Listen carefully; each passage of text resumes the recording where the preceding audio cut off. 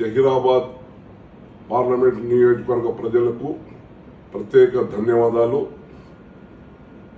నన్ను కాంగ్రెస్ పార్టీ అభ్యర్థిగా మీరు గెలిపించినందుకు ప్రత్యేక ధన్యవాదాలు, మరి అభినందనలు తెలుపుకుంటూ, మరి జహీరాబాద్ నియోజకవర్గంలో కాంగ్రెస్ కార్యకర్తలు, నాయకులు రాత్రి పగలు కష్టపడిన విజయాన్ని కృషి చేసిన వారికి కూడా పేరు పేరున ప్రత్యేక ధన్యవాదాలు తెలుపుకుంటూ, మరి బీజేపీ పార్టీ కానీ బీఆర్ఎస్ పార్టీ కానీ ఎన్నో